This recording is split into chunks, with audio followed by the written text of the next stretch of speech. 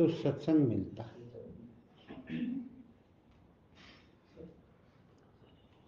ये बात साधकों के भीतर खूब जचने की, सुनने की और मानने की नहीं, एक भीतर जच जानी चाहिए। जच जानी चाहिए इसलिए मैं कहता हूँ कि जिस बात को जच जाती है उसका मनुष्य आदर करता है, उसको महत्व देता है और उसके लिए सब काम छोड़ करके प्रयास करता है। और परमात्मा प्राप्ति के जितने भी साधन गीतादि रामायण आदि ग्रंथों में आए हैं, अनुभवी संत महापुरुषों ने जितने भी साधन कहे हैं, उसमें सुगम और सर्वश्रेष्ठ कोई साधन है वो सत्संग।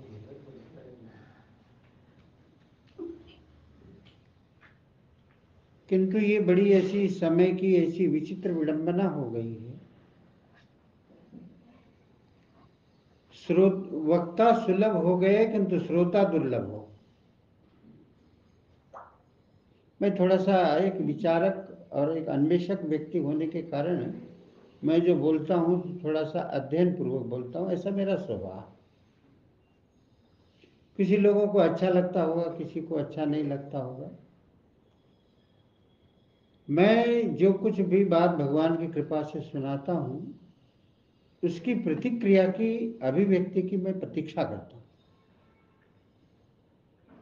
मैं ऐसा अपने को नहीं मानता हूँ कि मैंने सुना दिया, किसने सुन गए, सुनाया, सुना नहीं सुना, ध्यान दिया नहीं ध्यान दिया, इस तरह से मैं बोलता नहीं हूँ, इस उद्देश्य से नहीं बोलता।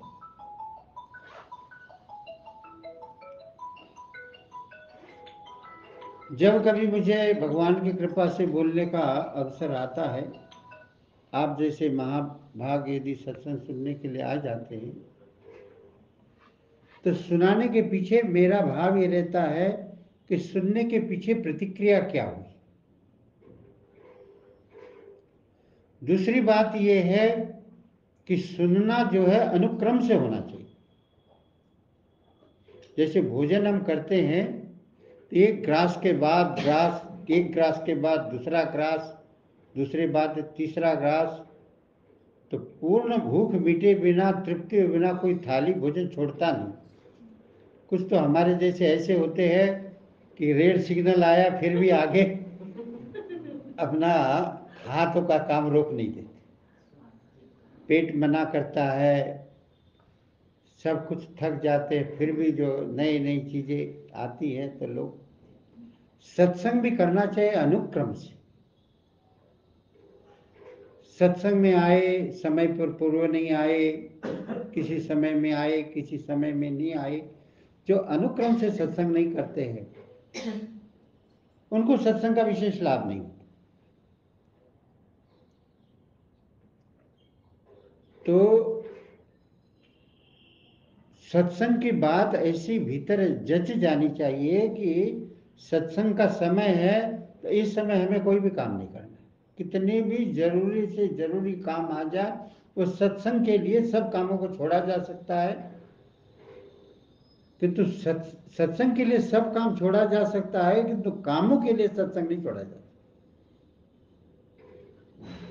यदि सत्संग भगवान ने कृपा करके दिया है, दूसरे काम आपके सामने आएंगे तो आपको उसमें ध्यान देना पड़ेगा कि दूसरे कामों को गौण करके सत्संग सुनना हमारा पहला कर्तव्य है। अब ये सत्संग तो हमें सुनना ही है। तो मैं कोई भी बात कहता हूं तो उसकी प्रतिक्रिया की, अभिव्यक्ति की, उसके विचार की, उसकी फिर समालोचना की मैं प्रतीक्षा करता हूं। मैं इस तरह के अपना, दूसरी बात यह है कि मैं सत्संग सुनाने का पक्षधर नहीं, क्योंकि मुझे सत्संग सुनाने की अपेक्षा दूसरे दो काम बहुत बड़े मिले हैं। गीता का प्रचार, स्वामी जी महाराज जी के साहित्य का प्रचार, साथ साथ गौ सेवा, तो उन कामों को मैं जितना महत्व देता हूँ, सत्संग मैं एक अपना अनिवार्य अंग मानता हूँ सत्संग सुनाने का, किंतु मेरे लिए वो ज़्यादा महत्वपूर्ण है। उस काम के लिए मैं ये सत्संग करता हूँ। तो बहुत भूमिका में न जा करके मैं विनम्र निवेदन कर रहा हूँ कि आप यदि सत्संग सुनते हो तो जैसे हम यहाँ आए हैं, बुलाए गए हैं या भगवान ने भेजा है, तो जो सत्संग प्रेमी है उनको अनुक्रम से सत्संग करना चाहिए। वो चाहे सत्संग आप प्रत्यक्ष आकर करें, चाहे ऑनलाइन करें या ऑडियो जो भेजा जाता है उसमें करें, सत्संग आप अनुक्रम से करेंगे तो आपको सत्संग का लाभ मिलता रहेगा। नहीं तो किसी सत्संग को आए नहीं आए, सुने नहीं सुने, तो ये सत्संग से आप नज़दीक नहीं पहुँचेंगे। तो अब तक मेरे 3 सत्संग यहाँ हुए। 23 तारीख को सवेरे हुआ, 23 तारीख को शाम को हुआ, आज सवेरे हुआ। 3 सत्संग हुए। तो 3 सत्संगों की समालोचना होनी चाहिए। जैसे जो लोग कल आए थे, शाम को आए थे, सवेरे नहीं आए, तो उन्होंने यदि घर में सुना हो तो उस पर पहले विचार होना चाहिए कि हमने इस बात को सुना है। यदि कोई ये साधक ये कहता है कि मैंने सत्संग सुना है तो मुझे कुछ भी याद नहीं, तो जिसको सवेरे का सुना हुआ सत्संग याद नहीं है, वो जो सत्संग सुनने के बाद तत्काल भूल ही जाता है, उसने सुना तो है कि तो आदर पूर्वक नहीं सुना, उसने रुचि पूर्वक नहीं सुना, उसने सत्संग की आवश्यकता नहीं समझी।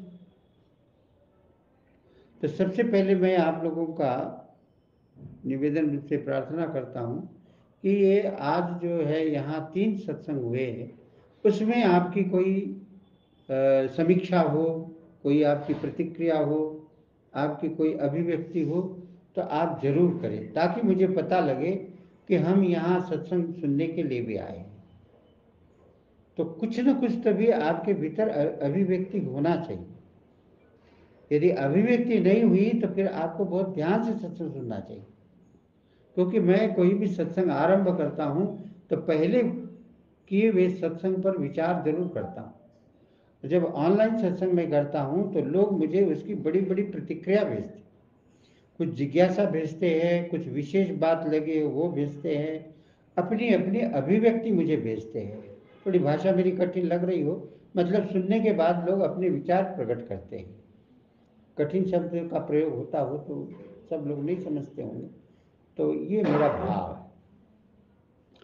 मेरे पास आज भी प्रश्न आए हैं, तो उनके प्रश्न को उत्तर देने के पहले मैं आप लोगों के बीच में ये अनुनय विनय पूर्वक ये प्रार्थना करता हूँ कि तीनों सत्संग जिन्होंने सुने हैं उसके पीछे आपकी समीक्षा होनी चाहिए कि आपने जो सुना है उस पर घर में जाकर आपने विचार किया कि नहीं किया। समीक्षा वही कर सकता है जो सुनी हुई बात को घर में जाकर विचार करता है। तो आप लोगों ने किसी ने कल के सत्संग पर, शाम को आए उन पर सत्संग पर विचार किया हो, या आपने सवेरे का ऑडियो सुना हो, तो आपकी जो विचार है, आपकी जो समीक्षा है, वो इसमें पहले इसकी समीक्षा होनी चाहिए, ताकि जो हमने सत्संग किया है उस पर लोगों का ध्यान जाना चाहिए। और यदि ऐसा सत्संग सुनते हैं, भाई सुन लिया फिर अपने दूसरे कामों में लग गए, उस पर हमने विचार ही नहीं किया, तो वो सत्संग आपको अपनी आध्यात्मिक उन्नति में आगे बढ़ाने में सहायक कम होगा। क्योंकि जो रुचिपूर्वक, महत्व बुद्धि से, आवश्यकता की दृष्टि से, साधन की दृष्टि से और अतिशीघ्र भगवान की प्राप्ति, प्रेम की प्राप्ति, उस उद्देश्य जो सत्संग किया जाता है वही हमारे जीवन में परिवर्तन ला सकता है। नहीं तो केवल सुना हुआ सत्संग जीवन में परिवर्तन नहीं ला सकता। सत्संग कितना भी उच्च कोटि का हो, किंतु वो जीवन में परिवर्तन तभी ला सकता है जब साधक उसको पूर्ण तरह से गहरा विचार करके, जिज्ञासा पूर्वक या लालसा पूर्वक गहरे उतर करके सत्संग पर जब विचार करता है, तभी आपके जीवन में परिवर्तन कर सकता है सत्संग। और केवल आप सुनते हैं, सवेरे सुन लिया, शाम को सुन लिया, क्या सुन लिया, घर में कुछ विचार नहीं किया, बैठ करके पुस्तकें नहीं पढ़ी, जो बातें सुनी उस पर गंभीरतापूर्वक विचार नहीं किया, तो आपके जीवन में कुछ विशेष परिवर्तन नहीं हुआ। लोग ऐसे कहते हुए पाए गए कि अरे हम तो वर्षों से सत्संग में लगे हैं। तो लगे हुए हो तो किस तरह के लगे हुए? यदि आपके स्वभाव में, आपके भाव में, आपके व्यवहार में, आपके व्यापार में, आपके जीवन शैली में परिवर्तन नहीं हुआ, तो उस सत्संग को सुनने का कोई, आपने तो सत्संग की महिमा को ही घटा दिया। सत्संग में आने वाले भी वैसे हैं, नहीं आने वाले भी वैसे हैं, सुनने वाले भी वैसे हैं, सुनाने वाले भी वैसे ही। तो ये तो कोई स्वस्थ प्रक्रिया नहीं हुई सत्संग सुनने। तो आप लोगों से निवेदन है कि जो सत्संग में आप आए हैं, जो कल भी आए हैं, वो उनकी कोई समीक्षा हो, कोई विचार हो, आपको कोई बात पूछनी हो, आपको याद रही हो, वो भी बोल सकते कि कल हमने ये सत्संग सुना, सवेरे के सत्संग में ये सुना, इस पर हमने गहरा बैठ करके विचार किया। कोई भी आदमी बोल सकता है। तो आपकी विचार सुनने के बाद ही फिर मैं आगे प्रश्न जो जिज्ञासा आए हैं उस पर विचार करूँगा। महाराज जी, स्वामी जी ने कल प्रातः शरणागति पर जो है प्रवचन दिया था, सत्संग स्वामी जी का था शरणागति पर। महाराज स्वामी जी ये कह रहे थे कि परमात्मा के शरणागत क्यों होना चाहिए, क्योंकि वे ही पूर्ण ब्रह्म है। स्वामी जी ने कहा कि एक साधे सब सधे और सब साधे सब जाए। तो पूर्ण ब्रह्म की बात वे कर रहे थे कि वही सत्य हैं, उनकी बाकी सब संसार सारा असत्य है, उनके शरणागत। उसके पश्चात जो है आपने उसमें बताया कि शरणागत का यह कहा तो जाता है कि शरणागत को चिंता रहित, भय रहित, शोक रहित होना चाहिए, परंतु फिर भी अगर चिंता हो जाती है तो उसकी फिक्र नहीं करें, क्योंकि परमात्मा के शरण है, एक बार शरण हो गए। और परमात्मा ने तो हम सभी को ममे वांशु जीव लोके के रूप में कि सभी जीवों में मैं जो है मैं ही हूँ, उन्हीं का अंश है। तो परमात्मा ने तो हमारे को शरण में लिया हुआ है, हम उनसे विमुख हो जाते हैं। परमात्मा की तरफ से तो सारे जीव उनकी शरण में हैं, हम उनके विमुख हो जाते हैं। इस वजह से फिर परमात्मा से हम अपनापन उनसे जो है नहीं बना पाते हैं।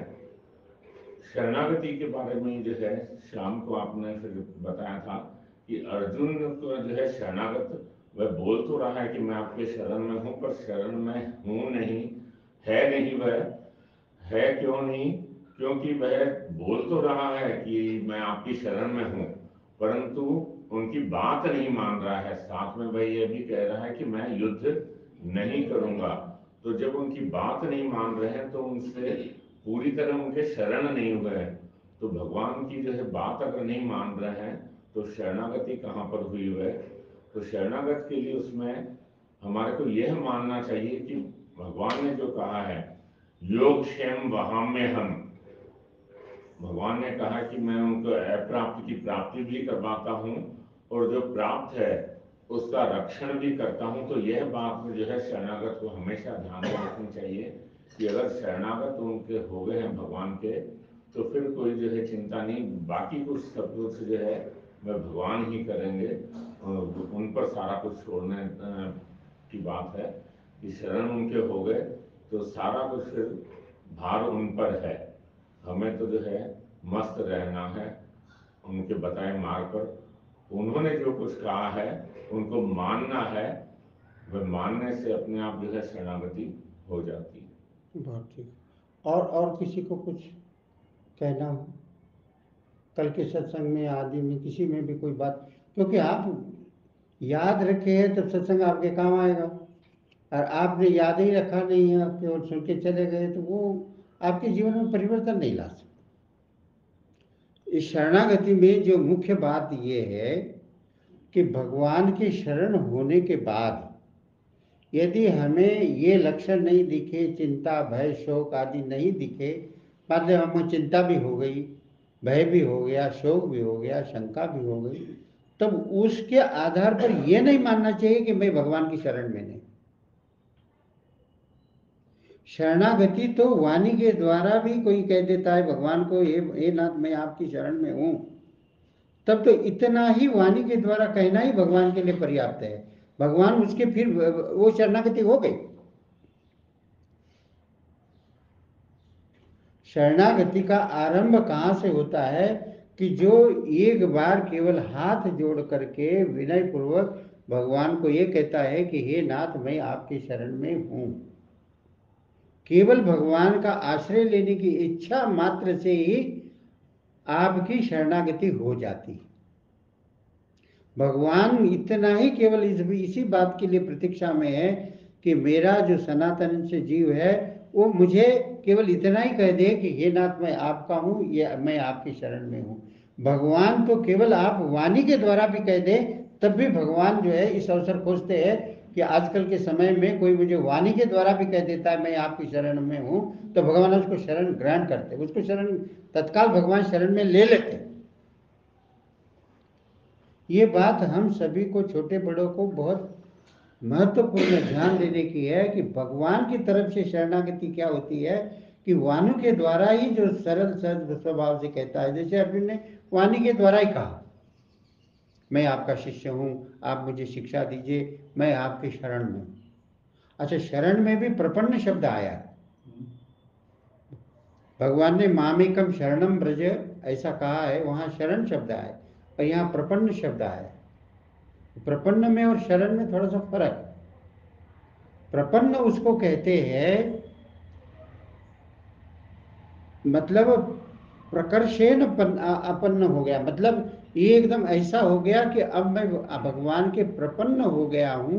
तो कैसे प्रपन्न हो गया हूं? जैसे जमीन पर हम चलते हैं, कच्ची मिट्टी पर चलते हैं तो हमारे पैर के निशान पड़ते पड़ते हैं क्या नहीं? जब हम कच्ची जमीन पर चलते हैं तो पैर के धूल पर हमारे निशान पड़ते हैं पैर। तो पैरों के निशान पड़ते हैं तो उस पैरों के निशानों को उठा जा सकता है क्या? उठाया जा सकता है? नहीं। वो मिट जाएंगे कि तो उठेंगे नहीं। इसी तरह से अर्जुन का ये जो प्रपन्न का भाव है वो ये भाव है कि हे प्रभु मैं आपकी शरण में हूँ। अब शरण में हूँ, मैं मिट सकता हूँ किंतु मेरे को शरणागति से, आपकी शरणागति से मुझे अलग नहीं किया जा सकता।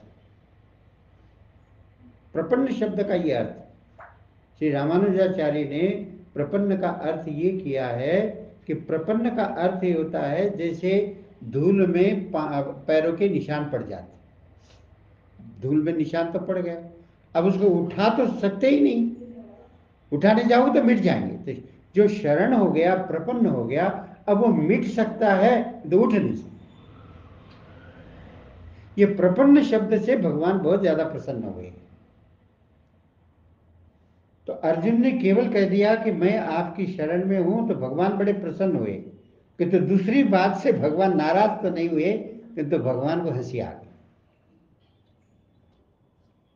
ऐसे भगवान, हम भगवान को कह दे कि हे नाथ मैं आपकी शरण में हूं तो भगवान बड़े प्रसन्न होते, और जब हम अपनी मनमानी करने लग जाते हैं तो भगवान को हंसी आती। उसमें एक बात हो रही कि सिर्फ एक बार स्वीकार करना है, बस केवल एक बार, रटना नहीं है इसको, रटना भी नहीं है, स्वीकार करना भी एक ही बार होता है। बार बार यदि स्वीकार करते हैं तो पहले वाला रद्दी हो गया। स्वीकृति एक ऐसी चीज होती है सज्जनों जो एक ही बार होती है, वो दोबारा हो ही नहीं सकती। ये स्वीकृति के बारे में है। ये एक बार जिसने स्वीकार कर लिया वो दोबारा उसकी आवश्यकता ही नहीं पड़ती स्वीकार करने। यदि हम बार बार भगवान को स्वीकार करते हैं कि हे नाथ मैं आपका हूं, तो ये आप बड़ी भूल करते। पुकार तो बार बार होगी किंतु स्वीकार बार बार नहीं होती। हो गया तो फिर हो ही गया, तो होते ही तत्काल निश्चिंतता होनी चाहिए। अब जो हम इस कगार पर खड़े हैं कि भगवान को तो हमने कह दिया, अपनी तरह से भगवान की शरण में तो हो गए, अब भगवान ने हमें शरण भी रख लिया। फिर हम क्या करते हैं कि भगवान की बात न मान करके अपने मन की बात भगवान से पूरी करना। तो इसका अर्थ ये नहीं कि अपने मन की करना चाहते हम शरण में नहीं हुए। शरणागति तो हो ही गई, हो ही गई, हो ही गई, उसमें कभी किसी प्रकार की बाधा नहीं लगनी। आप कितने भी उल्टे चलेंगे तभी शरणागति में बाधा नहीं लगती।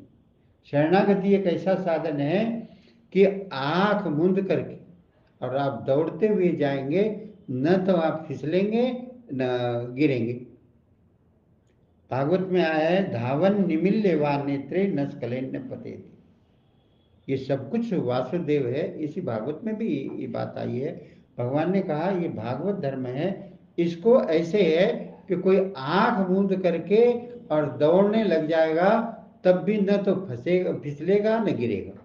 इसका अर्थ ये हुआ कि जिसने एक बार भगवान को स्वीकार कर लिया कि मैं आपका हूँ या आपकी शरण में हूँ, तो भगवान की तरफ से पूरी शरणागति हो।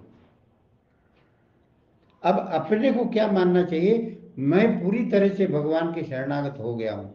किंतु जो शरणागत की कमी क्या होती है, जिसको भगवान पूरी करना चाहते हैं और पूरी करने की जिम्मेदारी भी भगवान स्वयं लेते हैं, वो क्या है कि हम यदि आज से भगवान की शरण होने के बाद आज से ये आग्रह छोड़ दें, कुछ भी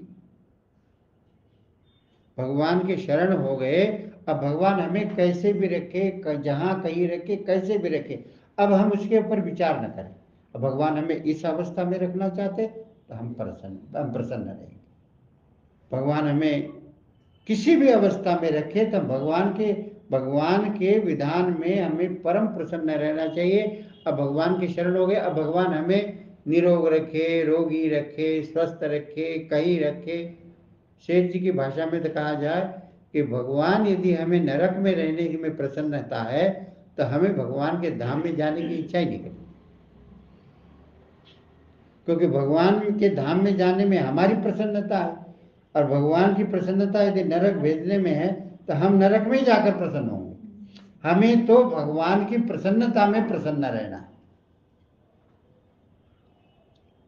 तो ये अभी दो तीन सत्संग का सार यही है कि भगवान की शरण में तो हम हो गए। जो एक बार भी सत्संग में आ गया और ये बात जिसके सुन ली जिसने, वो तो शरण हो ही गया। आपने सुन लिया तो फिर अपने आप ही उसकी धारणा बनी। महाराज कल एक बात और आपने वो बताई जी जी, तो राजा का उदाहरण दिया था कि सत्संग ऐसे सुनना चाहिए। हाँ। तो उसने एक बार सुना, घोड़ा राजपाट सब छोड़ के चला गया। आज प्रातः का हाँ हाँ, आज प्रातःकाल गोरखपुर में था तभी मैंने ये बात कही थी। एक ही बात की कई बार भी आप पहले आ चुका है। अब एक राजा सारे राजपाट को छोड़ करके एक ही सत्संग से और सारी संसार को छोड़कर राजपाट, रानी, राजा, राजराज को कितनी सुख सुविधा है, वो छोड़ करके और चला गया। दोबारा घर के राज्य की तरफ उसकी तरफ झाका ही नहीं, जंगल में रहा, सारा जीवन वहीं बिता दिया। और हम लोग छोटे छोटे अपने को बहुत बड़ा राज्य समझ लिए, बोलते ये तो हमारे से छूटता ही नहीं, ये तो हमारे से छूटता ही नहीं, ये तो हमारे से छूटता ही नहीं। तो सत्संग का प्रभाव होना चाहिए, तो ऐसा प्रभाव होना चाहिए। महाराज जी राम राम। हाँ राम राम साहब।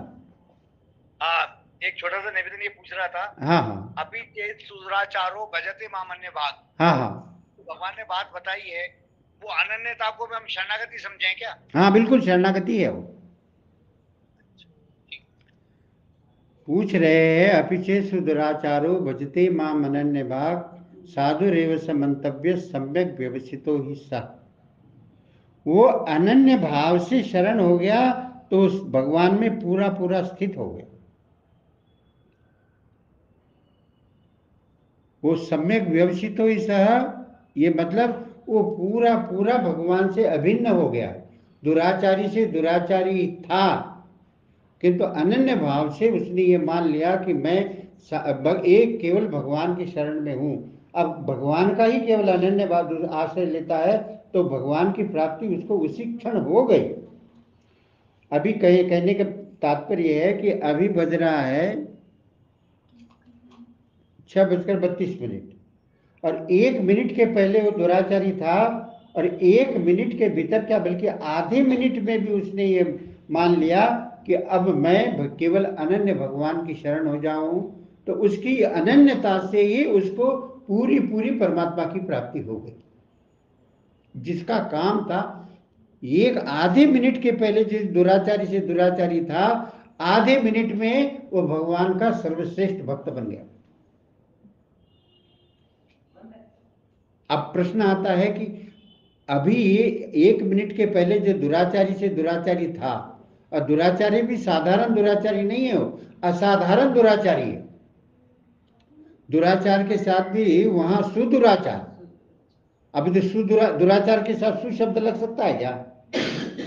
सदाचार के साथ तो जुड़ जाएगा, किंतु दुराचार के साथ दु शब्द जुड़ेगा, सु कैसे जुड़ेगा? तो यहाँ भगवान ने सुदुराचार क्यों कहा? इसलिए कहा कि ऐसा कोई दुनिया में दुराचार है उसने छोड़ा ही नहीं।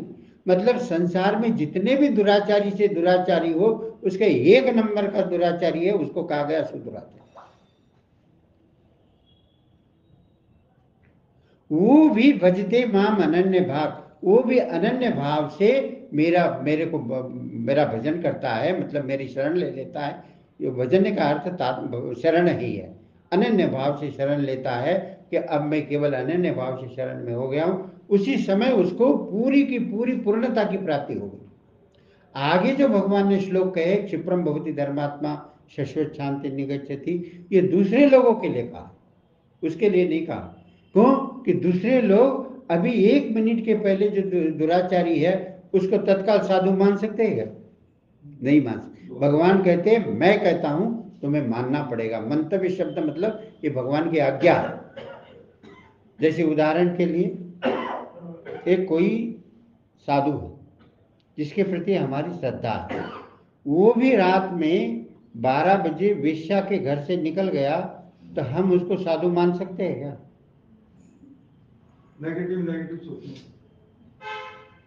अब विचार करो, जिनके प्रति हम बहुत बड़ी श्रद्धा रखते हैं, बहुत हमारे बड़ी श्रद्धा है, मतलब बड़ी, किंतु वो यदि हमें रात में 12 बजे से वेश्या के घर से निकला, तो हमारी धारणा जो पहले साधु की है वो रहेगी क्या? नहीं रहेगी। दूसरा, हमारे साथ काम करने वाला कोई आदमी 1 नंबर का, मतलब झूठ कपट बेईमानी से जीवन जीता है, लोगों का रुपया पैसा मारता, सब कुछ देख लिया हमने सामने। वही ऋषिकेश में गंगा जी के तट पर बैठ करके थोड़ा सा भजन ध्यान कर रहा हो, तो आपकी उसके प्रति श्रद्धा हो जाती? बगला भगत बोलेंगे। हाँ, बगला भगत। क्योंकि भगवान इस बात को जानते हैं कि ये दुराचारी से दुराचारी है, किंतु इसकी स्थिति जो मेरे साथ हो गई है, ये किसी लोगों को पता, लोग स्वीकार ही नहीं करते।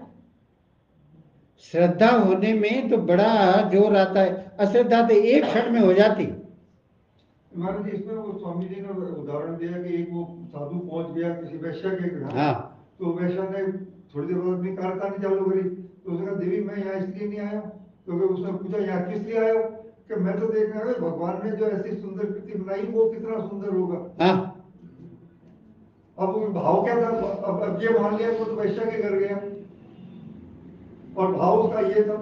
अब अपने को इस बात से, शरणागति से तात्पर्य लेना है कि शरण होने के पहले हम चाहे जैसे भी रहे क्यों ना, जैसे हमने इस बात को स्वीकार कर लिया कि भाई अब भगवान ही हमारे हो गए, हम भगवान के हो गए, अब हम भगवान के शरण, इसके पहले का जीवन हमारा कैसा भी क्यों नहीं रहा हो, उस जीवन का कोई महत्व नहीं है। इसलिए शरणागत को क्या करना चाहिए? शरणागत को अपने जीवन के बारे में कभी नहीं सोचना चाहिए कि मेरा पहला जो, उसके लिए पश्चाताप करने की जरूरत ही नहीं है। इसलिए शरणागति के विषय में ये बात, एक धारणा ये दृढ़ होनी चाहिए, अब तो मैं चाहे जैसा भी था, चाहे जैसा भी हूँ, मैं तो केवल भगवान का ही हूँ।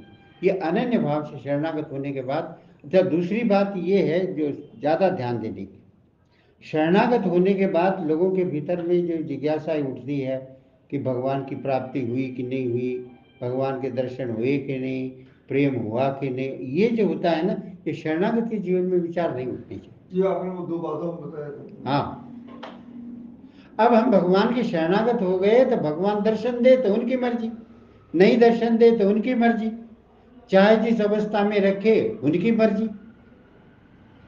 मतलब शरणागत होने के बाद हमें अपने बारे में सोचने का अधिकार ही नहीं रहता। यदि हम सोचते हो कि वे अपने बारे में, हम तो शरण हो गए, अभी तो निश्चिंतता ही नहीं, निर्भयता ही नहीं, तो इसका मतलब यह नहीं कि हम शरण हुए, ये हमारे बाधा है, ये मानना चाहिए। ऐसा हमें सोचना नहीं चाहिए, ये हमारे जीवन की बात है। शरणागति का अर्थ होता है जैसे हमने किसी को चद्दर दी या कंबल दे, हमने अपनी ममता छोड़ करके किसी संत महात्मा को चद्दर दी। अब संत महात्मा को चद्दर देने के बाद वो संत महात्मा उसको खुद ओढ़ ले,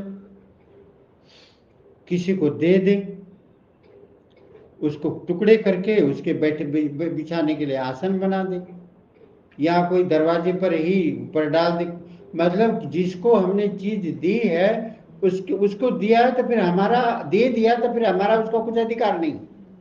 ये न देखे भाई संत महात्मा चद्दर दी, मैंने तो उनको ओढ़ने के लिए दी, इन्होंने तो किसी दूसरे को दे दी, अरे इन्होंने तो टुकड़े टुकड़े करके आसन बना दिया।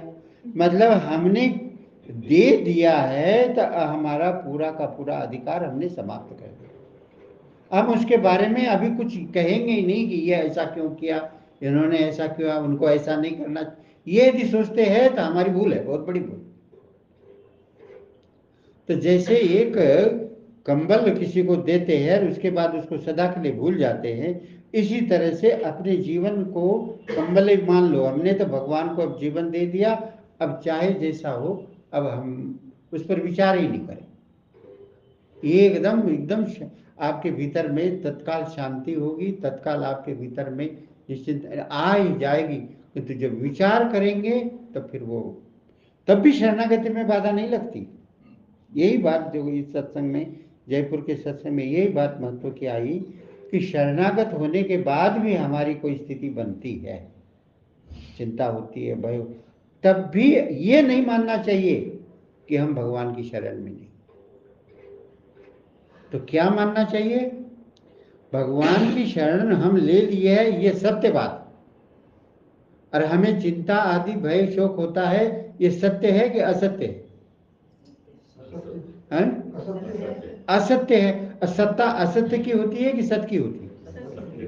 बस हमें इस बात पर ही ध्यान रखना चाहिए कि भगवान के शरण होने के बाद भी अर्जुन की जैसी स्थिति हो गई, हमारे आग्रह भी हो गया, हम भगवान की बात भी नहीं मानते हैं, भगवान के विपरीत भी चलते हैं, तो ये मानना चाहिए असत बातें हैं और ये असत मिट जाएगा और शरणागति में कभी नहीं आनी।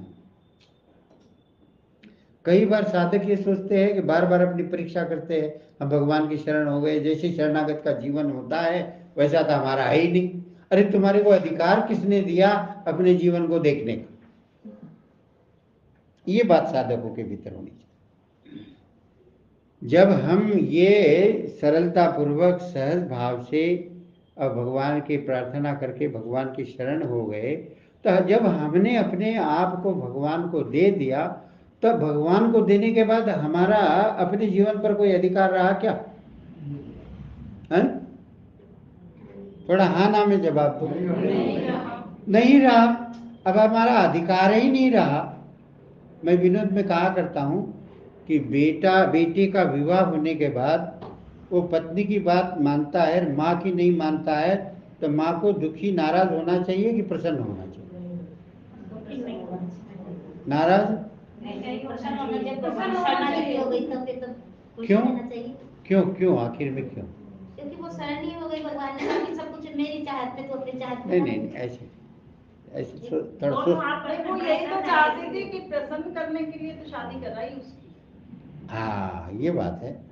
ये तो क्या है कि विवाह होने के बाद वो आपका बेटा रहा कि उसका पति रहा?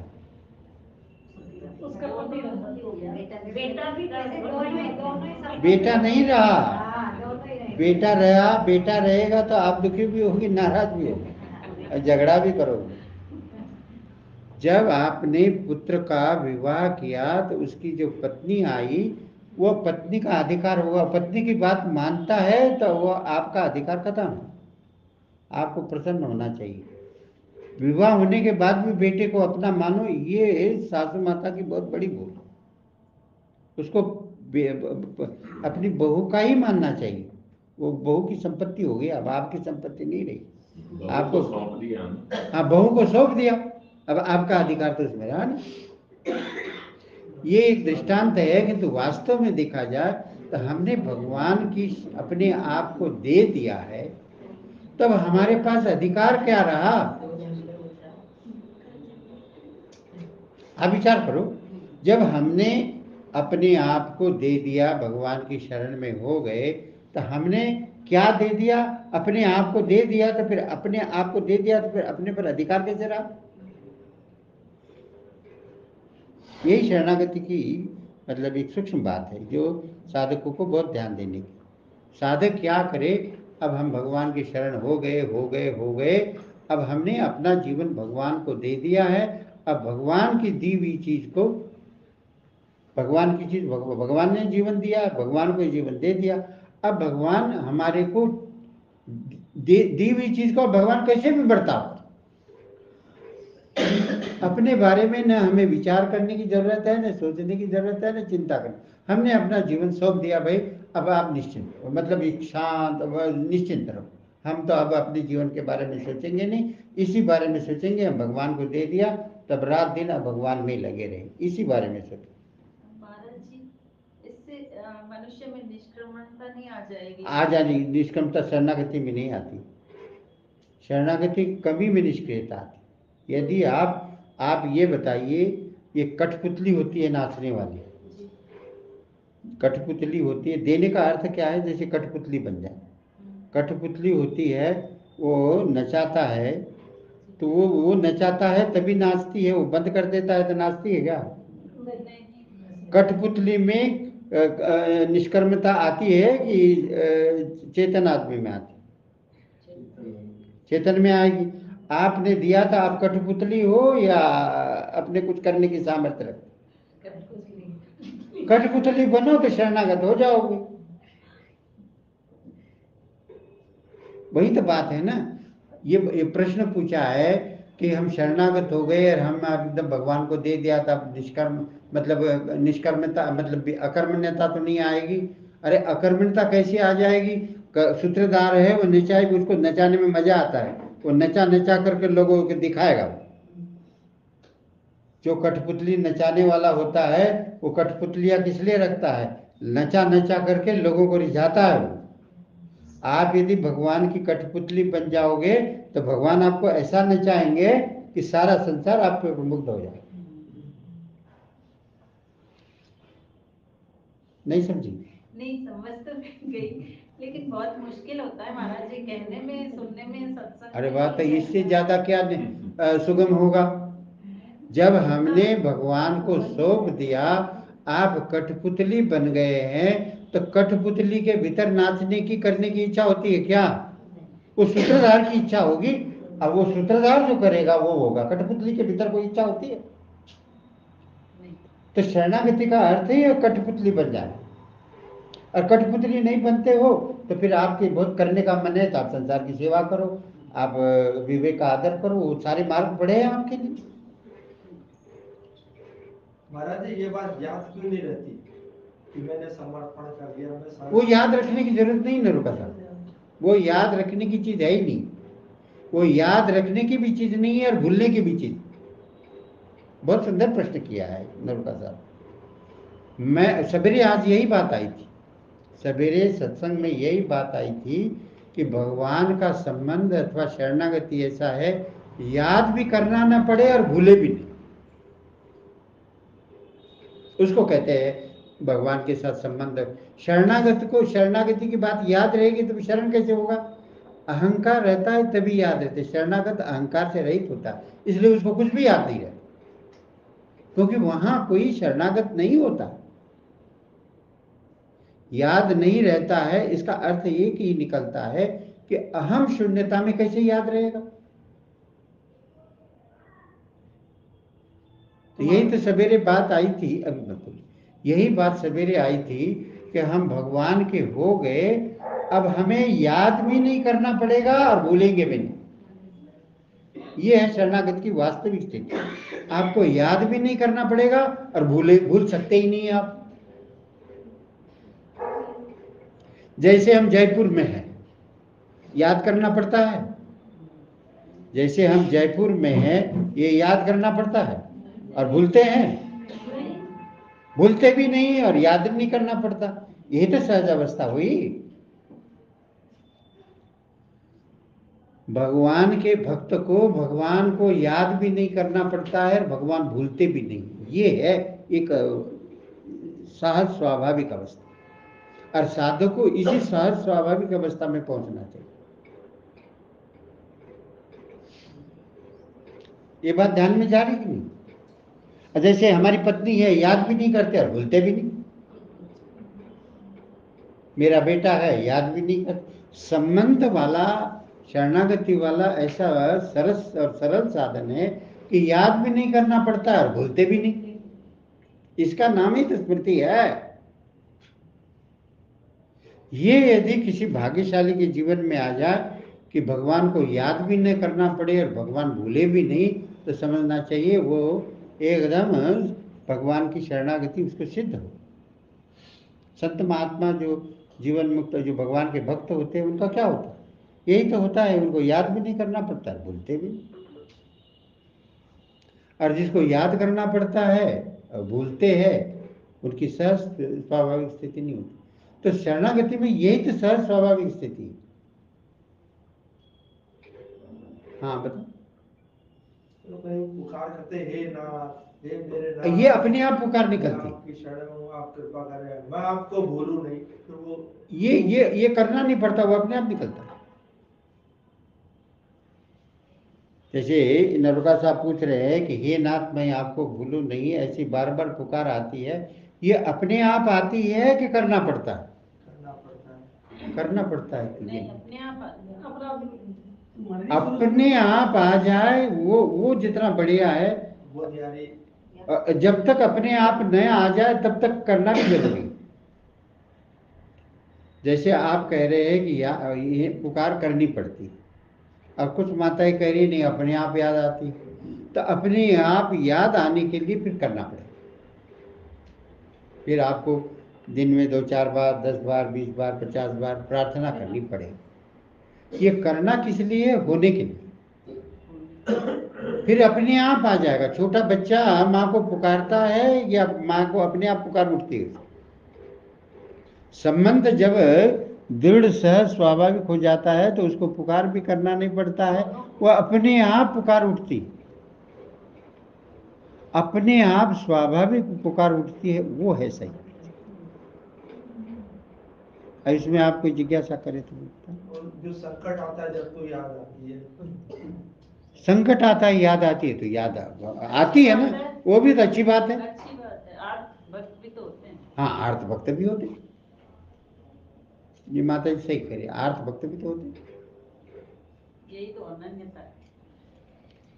उसमें आर्थ भक्त में भी अनन्यता होती है, ऐसे अर्थार्थी में भी अनन्यता होती है, ऐसे जिज्ञासु में भी अनन्यता होती है।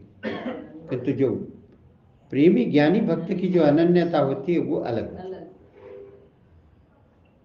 इसलिए तेषाम ज्ञानी नित्य युक्त एक भक्ति विशेष, वो नित्य युक्त है और एक भक्ति वाला है। इसकी दो भक्ति है, इसकी दुख मिटाने की भी भक्ति है और प्राप्त करने की भी भक्ति है और जिज्ञासा की भी। इसमें दो है और उसमें केवल एक, वो दोष नहीं है। संकट पड़ने पर जो भगवान को पुकार उठती है, वो भी पुकार भगवान तक पहुंचती है, उसमें कोई दोष नहीं। किंतु सहज स्वाभाविक बात यह है कि भगवान की शरणागति सहज स्वाभाविक होनी चाहिए, भगवान की याद सहज स्वाभाविक होनी चाहिए। उसके लिए साधक को करना क्या चाहिए? करना ये चाहिए कि भगवान दिन में 2, 4, 5, 10 बार सहज स्वाभाविक भाव से, खास कर तो जब मनुष्य सोता है तब और जगता है तब, दो समय में थोड़ी देर 2, 4, 5 मिनट उठ करके सहज स्वाभाविक भगवान को पुकारना। सोते समय यदि पुकार ले तो सारा दिन का सफलता हो जाती है, और जगने के बाद जो पुकार ले तो फिर सारा दिन सफल हो जाता है। जैसे सवेरे उठ करके ही हम जब भगवान की सहज भाव से पुकार करते हैं तो पूरा दिन आपका मंगलमय हो जाए, और रात्रि में करते हैं तो पूरी रात्रि मंगलमय हो जाए। ये दो समय बहुत बढ़िया होते हैं। रात में सोने के लिए जाते हैं तो सारे संसार से हटकर तो वो भगवान से जुड़े, और सवेरे उठते ही भगवान से जुड़े तो दिन भर भगवान से जुड़े रहने का एक सहज स्वभाव है, उसके लिए ये करो। किंतु मुख्य बात ये है कि भगवान की शरण होने के बाद जैसी कठपुतली हो जाती है, सबसे बढ़िया बात है कि हम भगवान की कठपुतली बने। कठपुतली बनना आ गया तो शरणागति आ गई।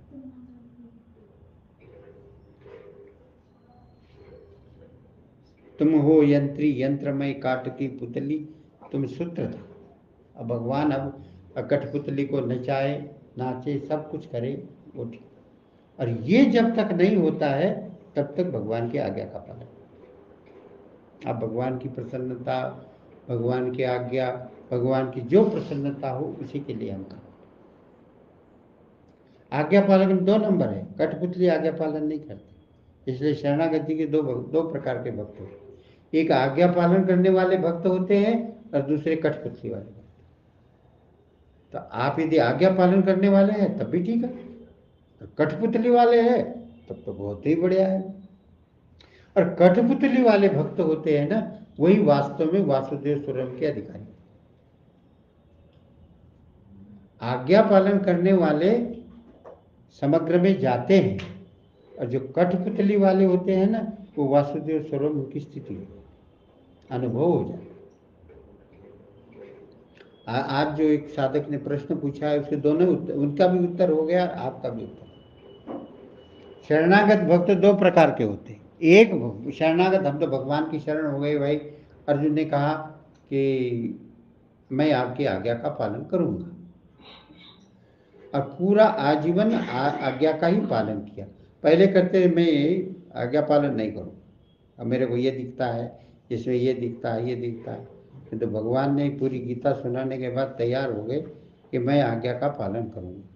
तो आज्ञा का पालन करने वाले समग्र के साधक हैं, और जो कठपुतली बन गए हैं वो सब में भगवान नहीं, वो वासुदेव सर्वम, वो दुर्लभ महात्मा।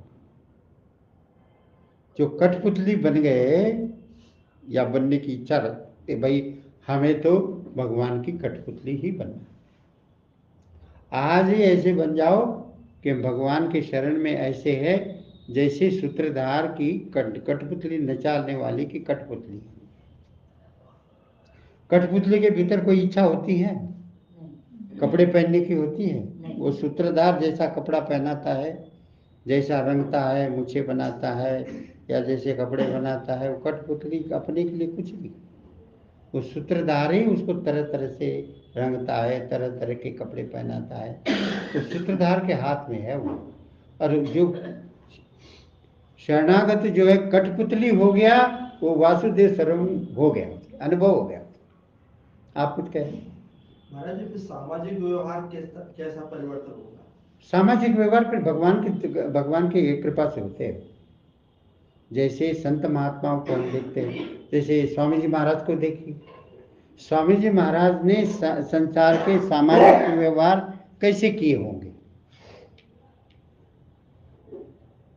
ये एकदम जैसा जैसा भगवान ने जैसा जैसा चाहा वैसे वैसे ही उनके द्वारा कार्य।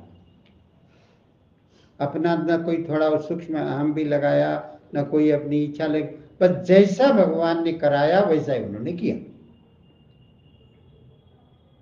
फिर महाराज जी के द्वारा सामाजिक व्यवहार नहीं हुए? महाराज जी, हमारे तो पत्नी भी है, बेटी भी है, दामाद भी है, बेटे भी है, तो उससे क्या हुआ? उनसे व्यवहार फिर कैसा बदलेगा? अब वो भगवान अपने आप आपको सारे व्यवहार बनाना सब करेंगे, भगवान कराएंगे आपके द्वारा, जैसा समाज के आदर्श के बाद भगवान सब कराते हैं। ये योगक्षेम का अर्थ ही कठपुतली बनना है। अब भगवान वही जैसा व्यवहार कराएंगे तो भगवान आपको अपने आप सूचना देंगे, ये ऐसा समय है, पत्नी के साथ ऐसा करो, बेटे के साथ ऐसा करो, समाज के भगवान आपको अपने आप भीतर से प्रेरणा करके कराएंगे आप। महाराज जी, सामाजिक व्यवहार का उदाहरण तो सेठ जी का जाता जो है सटीक एक ही बात है, सेठ जी हो चाहे महाराज जी हो चाहे गोस्वामी तुलसीदास जी हो, मतलब जो सिद्ध संत हो गए, वो उनके भीतर कोई इच्छा नहीं होती है, जगत के कल्याण की भी इच्छा उनके भीतर नहीं। जैसे संत महापुरुषों के सारे जीवन व्यवहार जो है सबके एक से नहीं होते। जो उच्च कोटि के महापुरुष होते हैं उनके भी एक जैसे व्यवहार नहीं, सबके अपने अपने परिस्थिति के अनुसार जैसे समाज की जरूरत होती है वैसे भगवान का। तो कठपुतली बनने के बाद फिर भगवान आपके द्वारा वही सामाजिक व्यवहारिक आदि सारे काम भगवान के द्वारा होंगे सब। इसलिए दो ही विभाग हुए ना, या तो भगवान की आज्ञा पालन करने वाले भक्त बन जाओ कि भाई अब भगवान की आज्ञा है माता पिता गुरुजन भाई आदि सबकी सेवा करना, समाज की सेवा करना, दूसरे का दुख मिटाना, या तो आज्ञा पालन में जाओ भगवान की आज्ञा मान करके। जैसे पंचामृत है, ये भगवान की आज्ञा मान, मैं भगवान का हूँ, भगवान के दरबार में रहता हूँ, भगवान का काम करता हूँ, भगवान का प्रसाद पाता हूँ, भगवान के प्रसाद से भगवान के जनों की सेवा करता हूँ, ये पंचामृत है, ये भगवान की आज्ञा है। और इससे ऊपर यदि उठना हो तो बन जाओ, वो आपकी इच्छा पर निर्भर है। आप ऐसे बन जाओ कि भाई अब तो हमने अपना जीवन सौंप दिया, अब अपने बारे में सोचेंगे नहीं, अब भगवान जो ही कराएंगे वही करें। तो उसमें भगवान का प्रेम पूर्वक काम होंगे, आज्ञा पालन करने वाले नहीं काम। आज्ञा पालन होती है वो श्रद्धा से, अब प्रेम से जो होता है ना वो फिर वो प्रेम से होता है, वो भगवान ही कराता है। उसमें फिर कोई भी परिस्थिति आए उसमें हमारा कोई लेना देना नहीं, कठपुतली बन गए, कठपुतली बन गए तो अच्छा हो रहा है बुरा हो रहा है सब छोड़ देंगे कि हो रहा है जो छोड़ देंगे कि छूट जाएगा, छूट जाएगा, छूट जाएगा, छूट जाएगा, उनका विधान ही होगा जो भी होगा। वो हम क्यों सोचेंगे। कठपुतलियों को कपड़े पहनाकर कमरे में रख दे, चाहे धूप में रख दे, चाहे कहीं ऊपर रख दे, वो कठपुतली आपने जहाँ रख दिया वहाँ पड़ी। कठपुतली तो निर्जीव है। हाँ ये बात है, वही माता जी कह रही है कठपुतली तो निर्जीव है। इंसान में तो अहम भाव आ जाता है, कभी अहम भाव ही तो निकालना है, तभी तो शरणागति। तभी तो बात है ना, माता जी मैंने पहले कहा ना कठपुतली नहीं बन सकते हैं तो भगवान की आज्ञा का पालन करो। मैंने दोनों ही बातें कही ना, चाहे कठपुतली बन जाओ चाहे आज्ञा पालक बन जाओ। आज्ञा पालन भी करना ये भी भगवान की शरणागति है, ऊंची शरणागति है। भगवान ने अर्जुन को कहा कि मैं आपका आज्ञा का पालन करूं, अर्जुन ने आज्ञा के पालन आप आज्ञा पालन कर लो तभी आपका शरणागति हो जाए। जो भी पंचामृत हमें सबसे बढ़िया लगा। यदि आप शरणागति की बात चाहते हो या भगवान के संबंध की बात चाहते हो या प्रेम चाहते हो, कुछ भी चाहते हो, तो पंचामृत ही अपने जीवन में यदि भाव बना दिया तो आपका सारा शरणागति भी हो जाएगी, संबंध भी हो जाएगा और वासुदेव सर्वम भी हो जाएगा। पंचामृत के अनुसार जीवन बनाओ या भाई कठपुतली बन जाओ। कठपुतली बन आखिर पंचामृत जीवन में उतर जाएगा तो कठपुतली बन जाओ।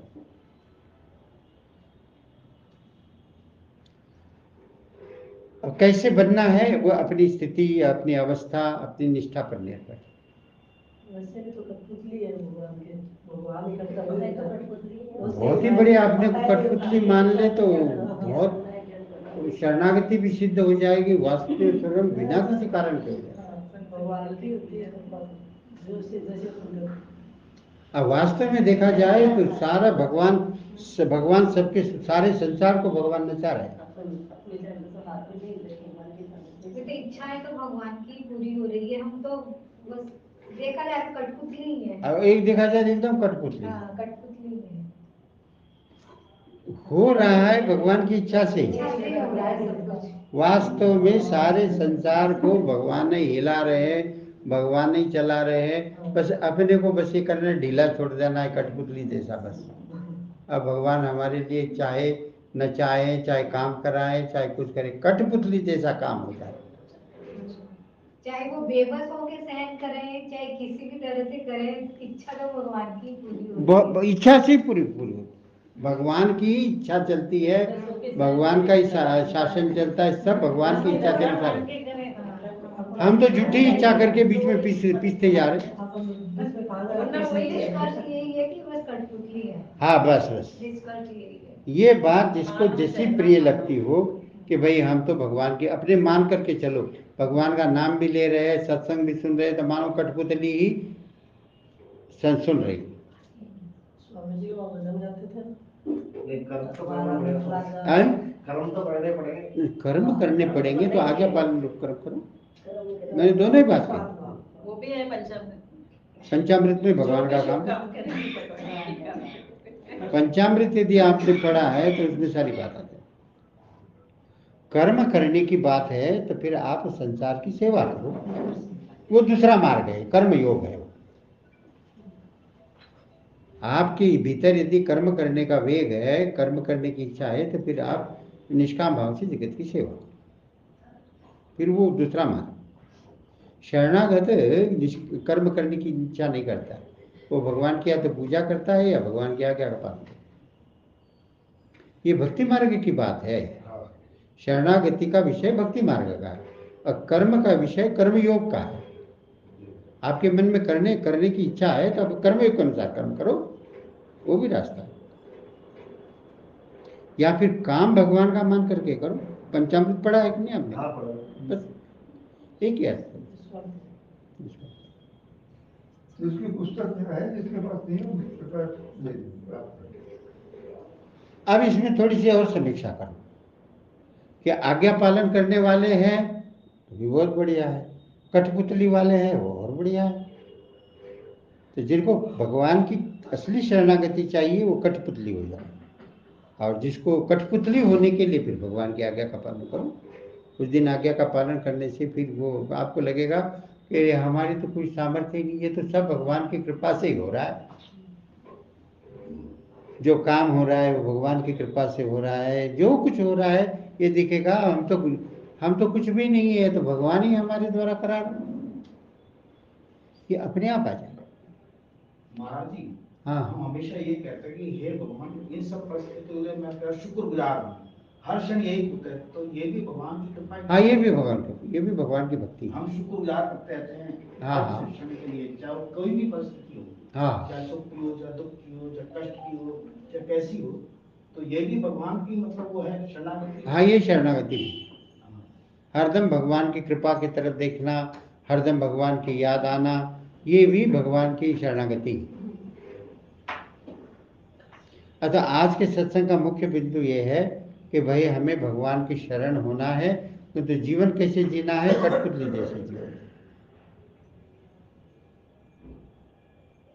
और ये तो कठपुतली का दृष्टांत है। वास्तव में जो है संसार कठपुतली है और भगवान के भक्त है वही वास्तव में चेतन है, बाकी तो सब जड़ है। जो भोग संग्रह में लगे हैं वो जड़ है, और जो भगवान के शरणागत भक्त है वही वास्तव में चेतन है। ये एक विभाग है। और जो भोगों में लगे हैं, जो रात दिन भोग संग्रह में लगे हैं, पापों में लगे, वो क्या है? वो तो मुर्दे हैं। जो दिन रात भोग संग्रह में लगे हैं वो जीवित है, जी रहे हैं कि मुर्दे हैं?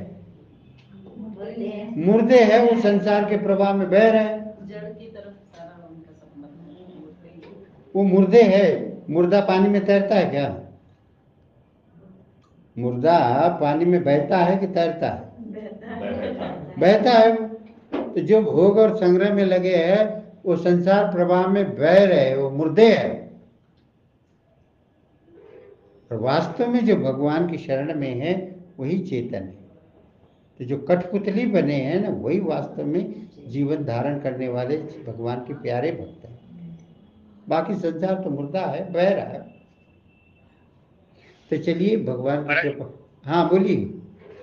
ये यत करोषि यत स्नासि यत जुहोषि, ये आज्ञा पालन है। उन्होंने कहा ये आज्ञा पालन है। आज्ञा पालन नहीं ना, ये आज्ञा पालन है। जी महाराज। यत करोषि यदस्नासि यत जुहोषि ददासि यत तपस्यसि कौन्तेय तत्कुरुषु मदर्पण। ये अर्जुन को भगवान आज्ञा दे रहे। मैंने बताया ना, या तो आप भगवान की आज्ञा पालन करो या कठपुतली बनो। फिर आज्ञा पालन करने वाला नहीं रहता है, आज्ञा पालन कराने वाला ही उससे आज्ञा पालन होती रहती है। भक्ति योग सिद्ध होने से दोनों बाकी योग भी सिद्ध हो जाते हैं। हाँ, वो अपने आप सिद्ध। भक्ति योग सिद्ध होने के बाद कर्मयोग ज्ञान योग दोनों आ जाते हैं। यही तो भक्ति की विशेषता है। कर्मयोगी को और ज्ञान योगी को एक ही सिद्धि मिलती, अब भक्ति योगी को कर्मयोग ज्ञान योग भी मिल जाते हैं, सब मिलता है। मिट गई तो अपने आप से। हाँ, वो पूर्णता हो। अब अपने अपने जीवन का विभाग करो कि भगवान के आज्ञा पालन करने वाले भक्त बनना है या कठपुतली वाले भक्त। कठपुतली वाले जो भक्त है वही वास्तव में वासुदेव स्वरूप का अनुभव किए हुए भक्त। आज एक साधक का प्रश्न था, उनको भी मुझे उत्तर देना था, किंतु पूरा उत्तर नहीं हुआ, तो समीक्षा हो गई, किंतु वासुदेव स्वरूप की बात आ गई। तो उनको पूछने से पता लगेगा उनको क्या जैसा क्या नहीं जैसा, उनके कोई जिज्ञासा होगी तो फिर हम उनसे बातचीत करेंगे। किंतु आप लोग अभी इस पर गहरा विचार करो, सरलता पूर्वक, कि भाई भगवान की आज्ञा के पालन में ही हमारा सारा जीवन बीतेगा। भगवान की आज्ञा विरुद्ध तो कुछ करेंगे नहीं।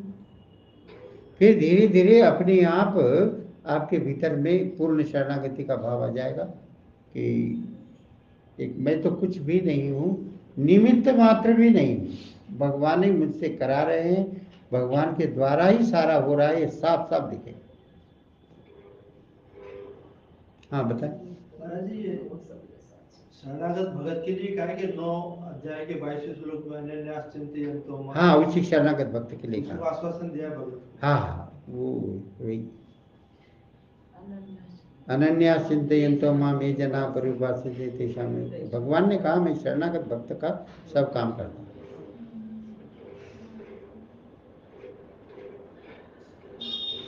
महाराज जीवन में उत्साह कैसे रहे हैं? ये सब काम करते हो उत्साह रहे। अरे भगवान के शरण हो गए तो उत्साह में कमी कैसे आएगी?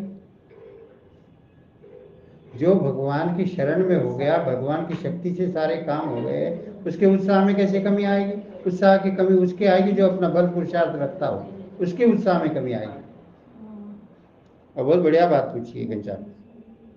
प्रश्न पूछ रहे हैं, उत्साह जो भगवान का आश्रय लिया उसको तो हरदम उत्साह ही होता है, जो अपने बल के आधार पर चलता है उसको तो उत्साह की कमी हो जाती है।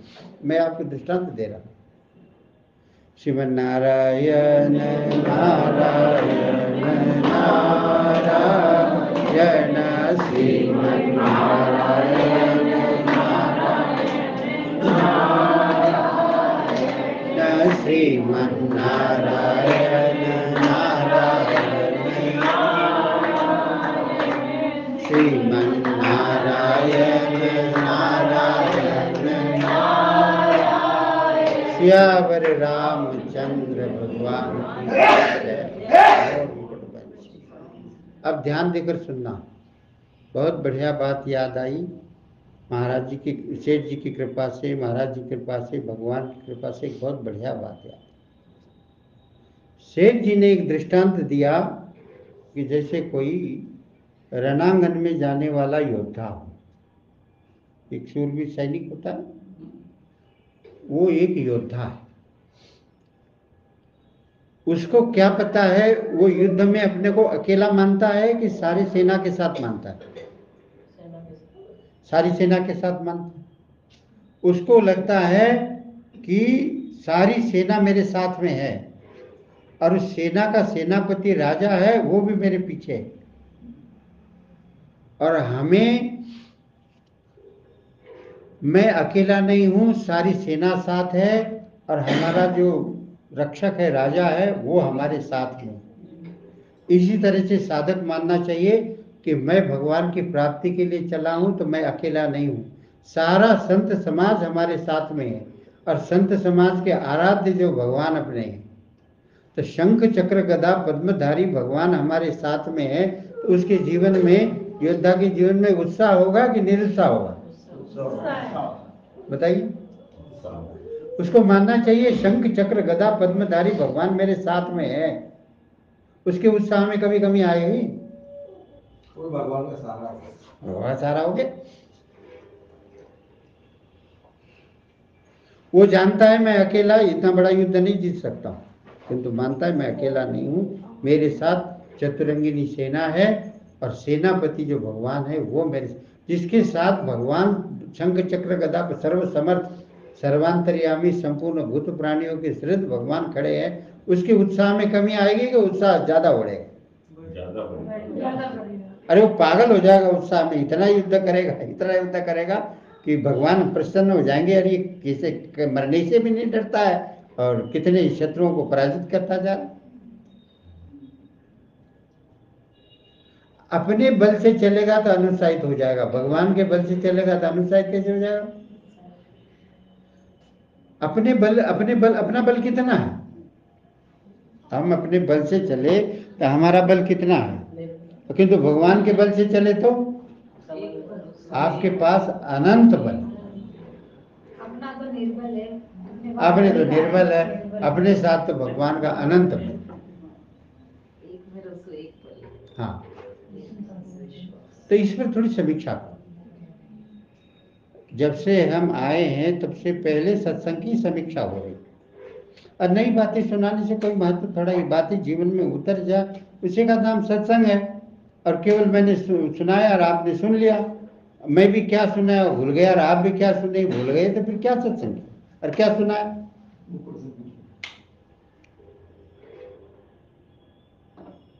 तो इसमें थोड़ी और समीक्षा कीजिए।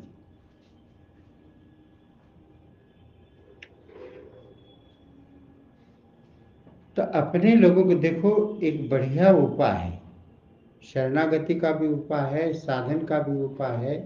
वह है कि जो हमने बहुत वर्षों से सत्संग सुना है वो सुन करके और उसको थोड़ी देर आप चुप रहे, शांत रहे, मौन रहे, तो सुना हुआ सत्संग आपके भीतर प्रवेश करता है। सत्संग हमारे जीवन में उतर जाए, इसकी एक बहुत बड़ी विद्या है। किंतु लोग उस जो जीवन में उतर जाए ऐसी विद्या का प्रयास ही नहीं करते। ये मैं बार बार समीक्षा कर रहा हूँ, कोई बुरा न माने। ये जयपुर के कुछ लोग वहाँ गए ऋषिकेश, तो उसकी समीक्षा मेरे पास आई कि वहाँ भगवान के संबंध की बात चली और वासुदेव स्वरूप की बात चली, किंतु ये संबंध कैसे हो और वासुदेव स्वरूप कैसे हो, उस पर कोई चर्चा ही नहीं हुई। ये समीक्षा आई मेरे पास। बिल्कुल सही है। अरे मैं सही बात का मैं गलत क्यों कहूँगा? जो मैंने सुना, जिन लोगों ने, ये मेरे को भी महसूस हुआ। ये चौबे जी महाराज से बात हुई थी तो मैंने उन्हें बताया कि दो पे तो बात हुई, पर ये कैसे करना ये बात नहीं हुई। तो मैं वही तो बता रहा हूँ ना, समीक्षा के अंतर्गत। अब ये जैसे शरणागति है तो कैसे हो, जितना आपने सुना है, जितना समझा है, जितना आपके अनुभव में आया है, जितना अनुभव में नहीं आया है, ये सारा विचार को छोड़ करके थोड़ी देर के लिए आप चुप शांत मौन हो जाओ, तो भगवान का संबंध भी दृढ़ हो जाएगा और वासुदेव स्वरूप का भी अनुभव हो जाएगा। ये भीतर बाहर से मौन चुप होना, ये सब साधनों को साध्य में बदलने वाले ये है। पिछली बार आपने इसी पे चर्चा की थी, भगवद आश्रय विश्राम। तो जैसे आप भगवत आश्रय करके आप विश्राम करो, भगवत आश्रय के बाद विश्राम नहीं आता है, भगवत आश्रय के बाद परम विश्राम आता है। पराश्रय परिश्रम के बाद विश्राम आता है और भगवत आश्रय के बाद परम विश्राम आता है। ये फर्क है। यदि हम पराश्रय रखते हैं और परिश्रम रखते हैं तब विश्राम आएगा, किंतु भगवत आश्रय रखते हैं तो विश्राम नहीं आएगा। क्या अंतर है? विश्राम में मुक्ति होती है, परम विश्राम में भक्ति होती है। तो अंतर क्या है? अंतर ये वो मुक्ति का है, ये भक्ति का नहीं। प्रोसेस में क्या अंतर है? कि प्रोसेस में तो यही है, मुक्ति तक जाएगा, दुख मिट जाएगा। विश्राम में क्या करता है, परम विश्राम में क्या करता है? परम विश्राम में प्राप्ति होती है और विश्राम में निवृत्ति होती है, ये फर्क है। हाँ, ज्ञानियों कर्मयोग के द्वारा विश्राम प्राप्त होता है और भक्तियों के द्वारा प्राप्ति होती है। प्रेम को प्राप्ति होती है और ज्ञान को निवृत्ति का, ये फर्क है। तो उसमें विश्राम में तो अपने स्वरूप में विश्राम लेता है और इसमें परम विश्राम में भगवान में है में विश्राम लेता है। ये अंतर। हाँ, ये तो ये जो आया ना भगवान की शरण होने के लिए और वासुदेव स्वरूप, एक आप जितनी देर तक आप चुप रह सको ये बातें विचार करो। सब कुछ वासुदेव है, इसको भी छोड़ दो, तब आपको अनुभव। इसलिए भगवान ने क्या है, सब कुछ वासुदेव, इसको ज्ञान कहा।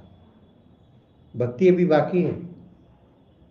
सब कुछ वासुदेव है, ये क्या है? ये ज्ञान है। इति ज्ञानवान है। अनुभव क्या है?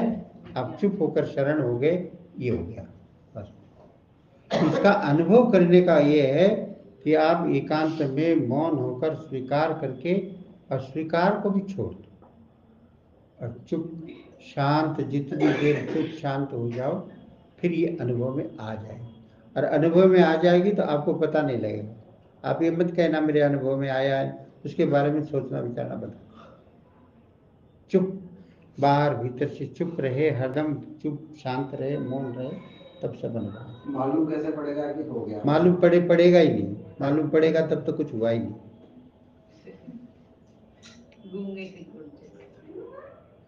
मालूम पड़ेगा तब तक वासुदेव सर्वम है। मालूम नहीं पड़ेगा उस समय वासुदेव रहेगा, अनुभव होगा।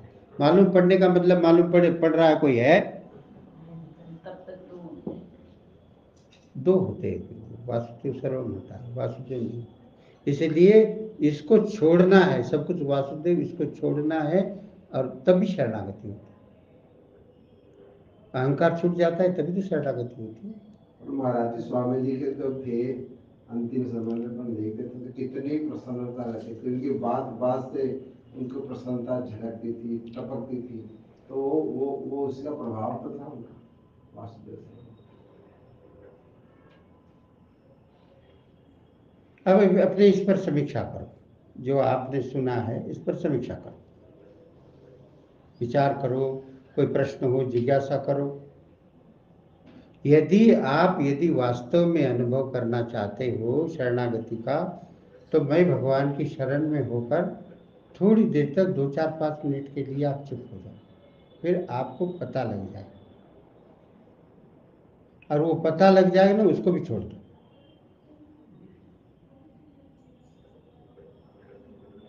जिसको पता लगा है ना, अभी वो बाकी है, और जिसको पता ही नहीं लग गया वो।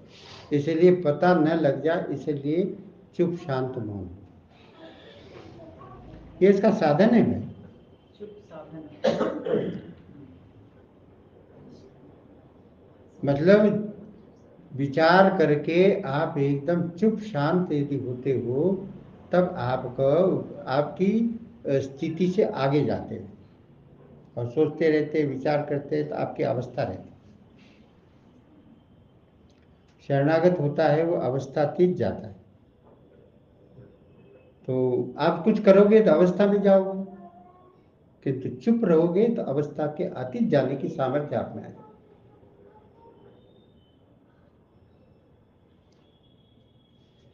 नारायण नारायण नारायण नारायण। चलिए, बहुत अच्छी बात है।